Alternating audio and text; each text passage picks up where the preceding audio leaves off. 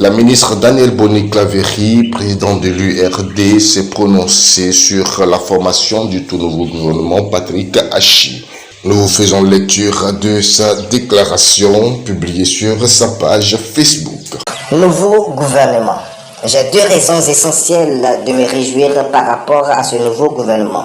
Tout d'abord parce que les spéculations, pour ne pas dire les élucubrations que nous avons dû subir notamment sur les réseaux sociaux vont prendre fin. Deuxièmement, je ressens une profonde satisfaction à constater que l'opposition n'y figure pas. Je fais partie de ceux et celles qui pensent que la composition d'un gouvernement d'ouverture ne se réduit pas à une course effrénée et âpre pour arracher quelques portefeuilles qui n'auraient été certainement que des strapotins. Cette ouverture annoncée par le Premier ministre a donc fait flop alors qu'elle aurait dû exprimer la volonté du pouvoir de privilégier la cohésion sociale en rendant effective la réconciliation nationale. Rien n'ayant été fait dans ce sens, il aurait été incongru que l'opposition puisse se retrouver dans un gouvernement RHDP. Autre constat. Sous les tropiques, il n'y a rien de nouveau. Le gouvernement monocolore d'Alassane Ouattara se succède et se ressemblent tous.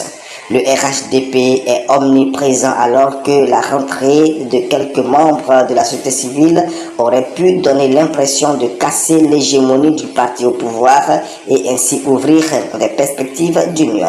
Pour ce qui est du resserrement du nombre de portefeuilles, c'est une bonne chose à saluer. Mais plus que les personnes, mon attention se porte sur les fonctions dévolues à chaque ministère. Le ministère de l'intégration se fond dans le ministère des Affaires étrangères, à qui on ajoute comme béquille un ministère délégué. Espérons que le tandem fonctionnera.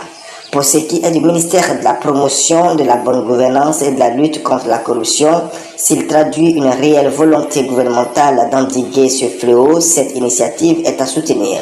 La lutte contre la corruption est l'un des défis majeurs du continent car elle se pratique au quotidien et touche tous les secteurs d'activité. Certes, la corruption est imputable à la faiblesse de nos institutions et au recul du niveau de vie de nos populations, mais elle est conditionnée par une volonté politique forte et des pratiques de bonne gouvernance.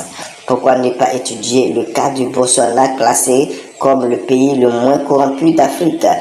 Le nouveau gouvernement va donc se mettre à la tâche avec, nous l'espérons, un dynamisme renouvelé, mais le chantier de la réconciliation reste désespérément vide.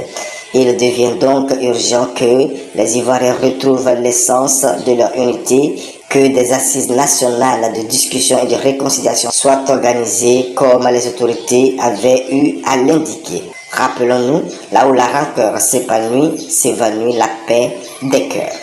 Danielle Boni-Claverie, présidente de l'URD.